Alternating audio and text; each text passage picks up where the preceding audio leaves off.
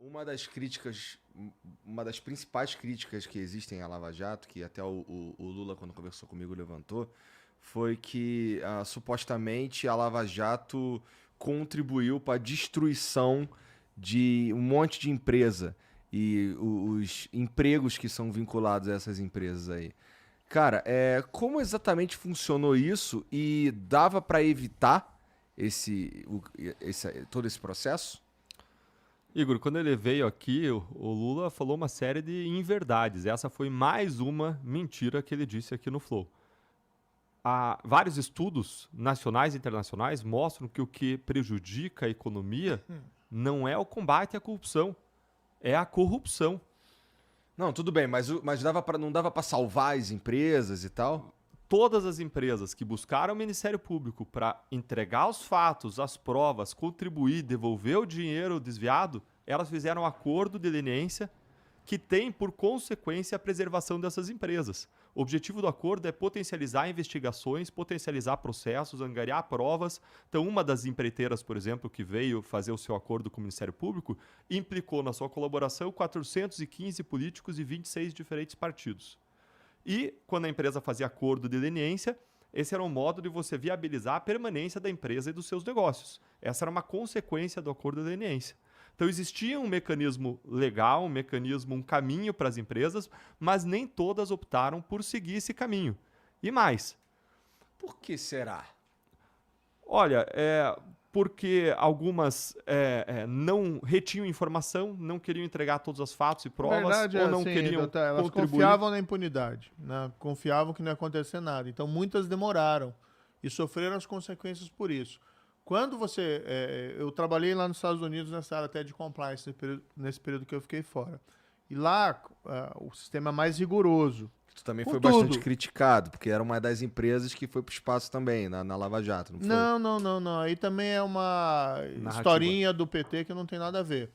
Eu trabalhei para uma empresa, uma consultoria internacional, tipo uma empresa assim, a Price Waterhouse, era a Álvares de Marçal, mas é uma empresa de consultoria.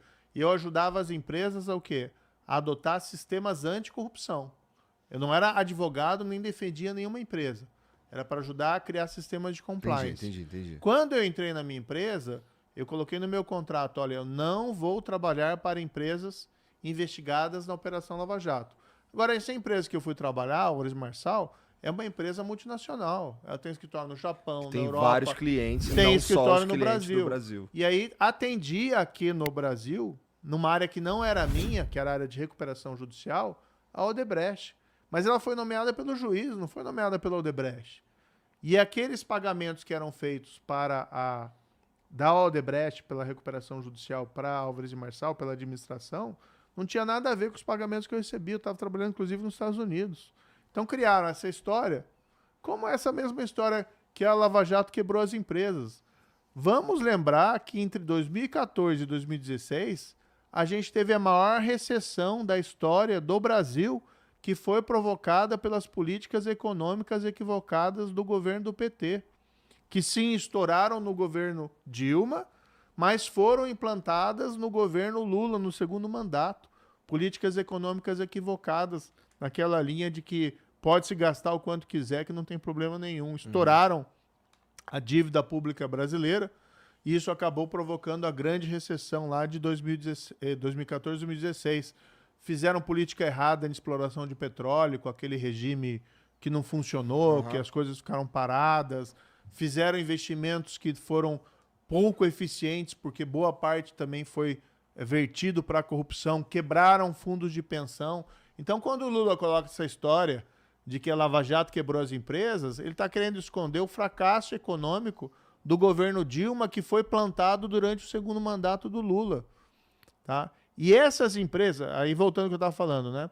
Eu trabalhei nos Estados Unidos. Como o sistema lá é muito rigoroso, quando uma dessas empresas é pega em algum esquema de corrupção, o que elas fazem? Para minorar danos à reputação, para evitar multas pesadas, para evitar processos, elas correm ao Ministério Público de lá, no caso do Departamento de Justiça, para fazer alguma espécie de acordo. Isso acontece com grandes bancos, isso acontece com grandes empresas, não só na área de corrupção, mas qualquer infrações mais graves.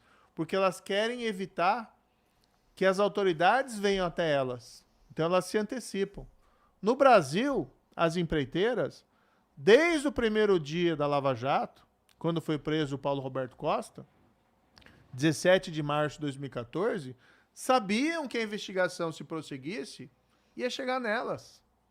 Porque ele recebeu suborno de praticamente todas essas grandes empreiteiras brasileiras encontradas na Petrobras.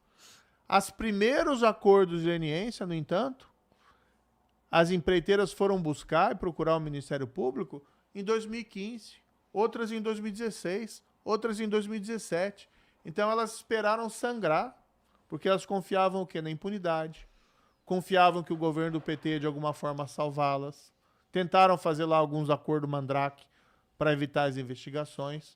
Então quem foi o responsável pela quebra dessas empresas se chama governo do PT, que estruturou, né, que permitiu que fosse estruturado esse esquema de corrupção.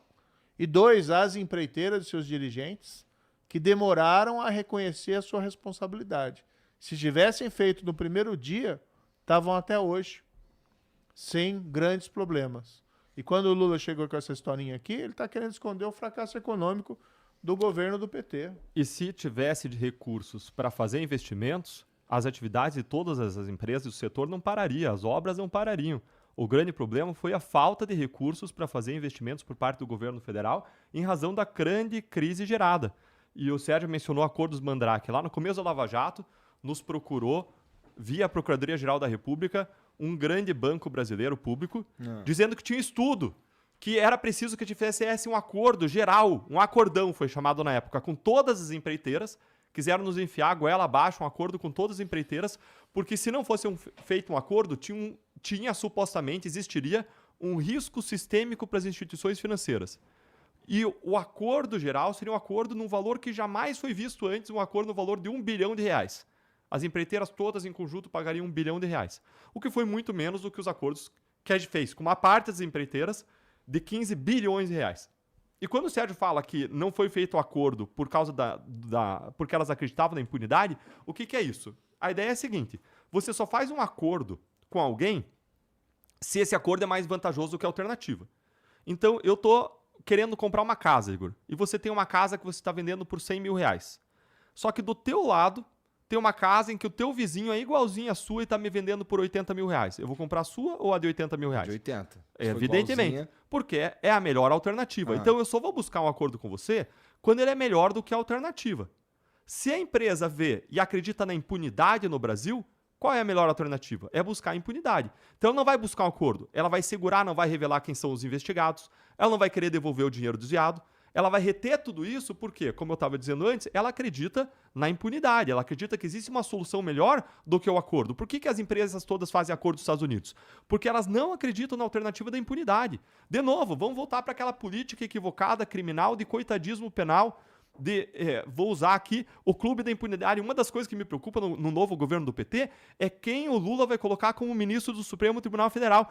Ele estava num jantar de lançamento de candidatura dele com o clube da impunidade, aquele grupo Prerrogativas. E um dos advogados, como numa tribuna, discursando, disse: se o crime já aconteceu, para que punir? Essa é a política criminal do governo do PT. Se o crime já aconteceu, para que punir? E se a empresa acredita na impunidade, por que é que ela vai fazer um acordo com o Ministério Público? Ela não faz. Então, várias acreditaram na impunidade e não fizeram. E algumas, reconhecidamente, vieram fazer acordo conosco porque existia e foi restabelecida, em 2016, a prisão em segunda instância. Alguns réus vieram falar para nós: nós só decidimos fazer acordo de colaboração premiada com o Ministério Público e por isso a empresa veio junto fazer um acordo de leniência. E os dirigentes da empresa faziam acordo na pessoa física e a empresa fazia na pessoa jurídica, só porque o Supremo restabeleceu a prisão em segunda instância em 2016 e eles passaram a acreditar que eles seriam punidos. Isso foram declarações expressas dele. Então veja a importância de você quebrar a impunidade no país, de você ter um sistema que funciona. E quando o Lula vem e fala uma besteira dessas aqui, sabe o que parece?